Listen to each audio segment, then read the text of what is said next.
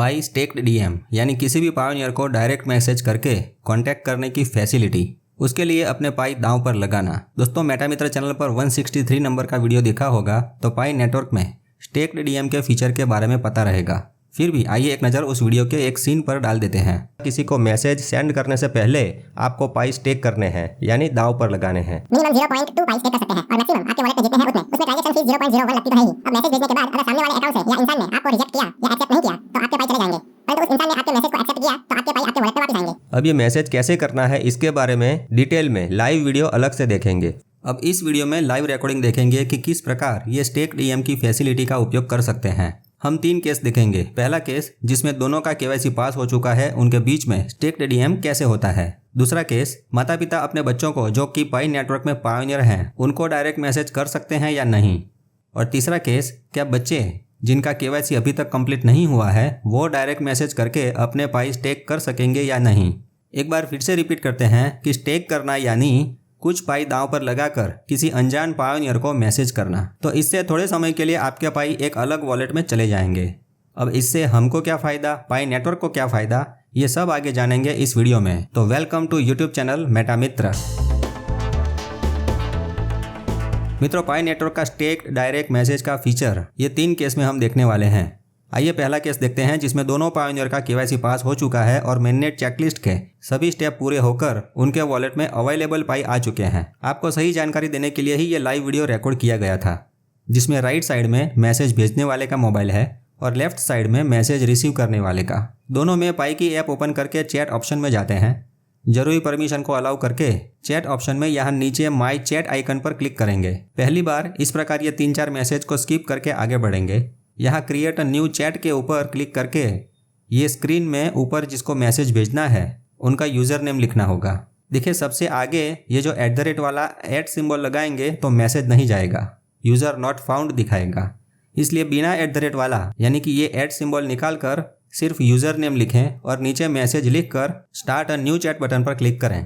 आप ज़्यादा पाई भी स्टेक कर सकते हैं। अभी हम यही मिनिमम 0.21 पाई रहने देते हैं और स्टेक बटन पर क्लिक करते हैं। आगे थोड़ी सेकंड प्रोसेस होने के बाद वॉलेट अपने आप ओपन होगा, जिसमें आपको अपने पासफ्रेज एंटर करने होंगे। फिंगर स्कैन करके भी वॉलेट ओपन होता है। सही पासफ्रेज लग जाने पर यहाँ नीचे पे विथ पाई बटन पर क्लिक करना है और बाद में सेंड बटन पर क्लिक करना है। वॉलेट में पेमेंट सक्सेसफुल का मैसेज दिखेगा तो मैसेज रिसीवर को चला जाएगा। अब ये लेफ्ट साइड में रिसीवर के मोबाइल में इस प्रकार यहाँ ऊपर चैट रिक्वेस्ट में एक रिक्वेस्ट का नोटिफिकेशन दिखेगा। उस पर क्लिक करके यहाँ रिसीव रिक्वेस्ट में व्यू बटन पर क्लिक करके आपका रिसीवर जो है वो ये मैसेज देख सकेगा, यानी कि जिनको मैसेज मिला है वो इस प्रकार मैसेज देखेगा।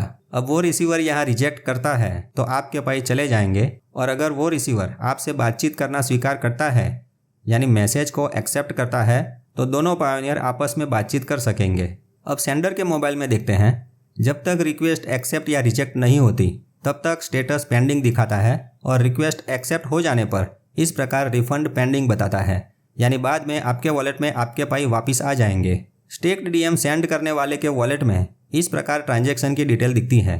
यहाँ रिसीवर का वॉलेट एड्रेस नहीं दिखता, परंतु ये wallet address stacked DM feature के लिए स्पेशल अलग से बनाया है। ऐसे 2-3 अलग अलग वॉलेट बनाए हैं। ये रिसीवर का वॉलेट एड्रेस होता तो लोग यूज़र नेम से उस पायोनियर का वॉलेट एड्रेस देख लेते और उस वॉलेट में कितने पाई है वो भी जान लेते।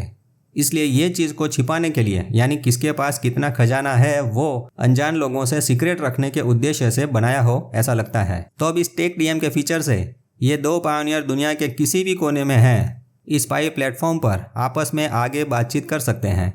फ्यूचर में इसमें व्हाट्सएप की तरह फ़ोटो, वीडियो या फाइल शेयरिंग की फैसिलिटी भी डेवलप हो सकती है। अब एक और चीज़ देखते हैं कि यदि आगे बातचीत नहीं करनी हो तो यहाँ उस यूज़र को ब्लॉक भी कर सकते हैं या उसके कुछ गलत बर्ताव की रिपोर्ट भी कर सकते हैं। इससे स्कैमर्स कंट्रोल में रह सकते हैं और फ्री में मार्केटिंग मैसेज करने वाले भी। वो कैसे? तो अभी वेब 2 की दुनिया में आपने देखा होगा कि व्हाट्सएप या टेलीग्राम पर कोई भी आपको मैसेज कर देता है या सीधा मार्केटिंग पोस्ट या वीडियो भी भेज देता है या किसी भी ग्रुप में आपको जोड़ देता है। ऐसा क्यों होता है? इसलिए क्योंकि वो सर्विस या उपयोगिता फ्री में है। इंटरनेट की आने वाली वेब 3 की दुनिया में इस चीज़ पर कंट्रोल होगा, क्योंकि यहाँ पाई दांव पर लगे होंगे। एक तरह से देखा जाए तो क्रिप्टो करेंसी में कीमत चुकानी पड़ती है ऐसी उपयोगिता के लिए, है ना? तो कोई फालतू का डिस्टर्बेंस नहीं रहेगा। उम्मीद है आप समझ रहे हैं। फ्यूचर में ये छोटी परंतु ज़बरदस्त काम की चीज़ साबित होने वाली है। सभी कंपनियों को किसी बड़े सेलिब्रिटी का कांटेक्ट करना हो तो पाई तो दांव पर लगेंगे ही, और ट्रांजैक्शन चार्ज लगने से पाई की इकोसिस्टम में लिक्विडिटी की प्रॉब्लम शायद नहीं रहेगी। और ऐसा न भी हो, परंतु जो भी हो समय दिखाएगा। अब दूसरा केस देखते हैं। बिना केवाईसी वाले बच्चों के पाई अकाउंट में माता पिता स्टेक डीएम कर सकते हैं या नहीं। इसे दूसरे तरीके से देखें तो आपकी रेफरल टीम में जिनका केवाईसी नहीं हुआ उनको आप स्टेक डीएम कर सकते हैं या नहीं, दोनों एक ही चीज़ है। तो यहाँ लेफ्ट साइड में माइनर का मोबाइल है जिसका केवाईसी नहीं हुआ है, या समझो आपके रेफरल टीम के मेंबर का है जिनका केवाईसी नहीं हुआ है और ना ही माइग्रेशन हुआ है, तो उनको रिसीवर मानकर स्टेक डीएम करके देखते हैं। राइट साइड में मैसेज भेजने वाले पापा का मोबाइल है, आगे बताया उसी प्रकार यूज़र नेम और मैसेज लिख कर वही मिनिमम पाई का पेमेंट प्रोसेस करके चेक करते हैं। वाह, पेमेंट तो सक्सेसफुल हुआ, यानी पाई वॉलेट में से गए। यहाँ चैट में मैसेज का स्टेटस पेंडिंग दिखाएगा क्योंकि बच्चे के मोबाइल में अभी तक मैसेज को एक्सेप्ट नहीं किया।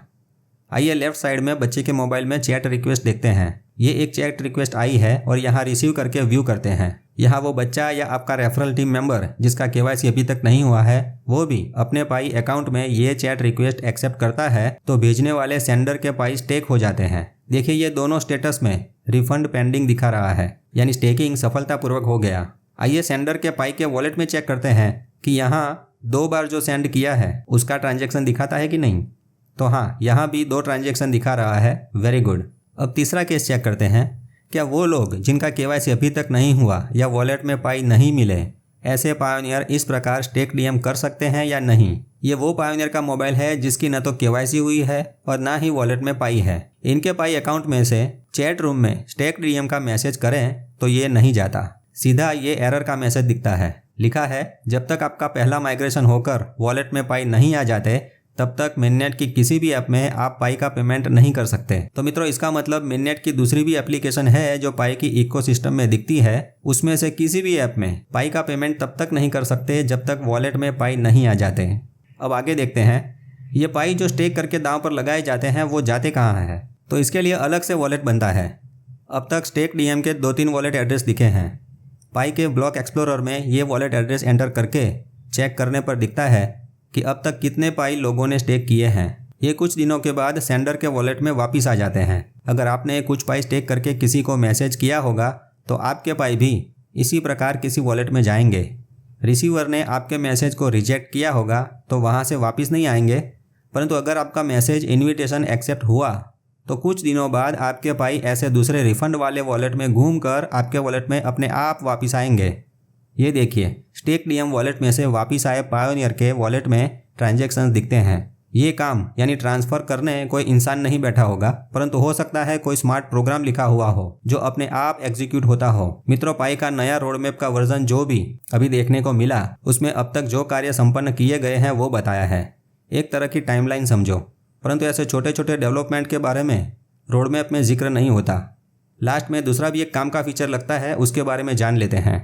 फ्यूचर में अगर बच्चों की केवाईसी प्रोसेस आती है और ठीक तरह से केवाईसी करके बच्चों की केवाईसी पास हो जाती है तो इसी प्रकार बच्चे भी अपने पाई स्टेक कर सकेंगे। अभी तो पाई के वॉलेट में कड़ी सुरक्षा बनाने के लिए नए फीचर डेवलप करने बाकी हैं, ताकि स्कैमर्स इतने बढ़ गए हैं कि बच्चों को पता नहीं चलता कि कौन सी लिंक सही है या गलत। तो इसके लिए मल्टी साइन वॉलेट का फीचर काम में आ सकता है, जिसमें बच्चे अगर कहीं पर पाई भेजते हैं तो माता पिता को नोटिफिकेशन मिलेगा और उनकी परमिशन मिलने के बाद ही पाई ट्रांसफ़र होंगे। दोस्तों देखने चाहें तो ऐसे बहुत छोटे छोटे फीचर्स हैं जिनको बनाने में, डेवलप करने में वक्त लगता है और उसके लिए डेवलपर्स की बड़ी टीम चाहिए। बहुत काम बाकी है और पाई की टीम भी मेहनत कर रही है बिना थके बिना रुके, और हमको भी नहीं थकना है माइनिंग करते करते। ज़्यादा पाई बनाते रहें, माइनिंग के साथ साथ वैलिडेशन भी करते रहें, नया नया जानते रहें और मस्त रहें। मेटा मित्र के साथ जुड़े रहें। मेरा मित्र मेटा मित्र। जय हिंद, जय भारत।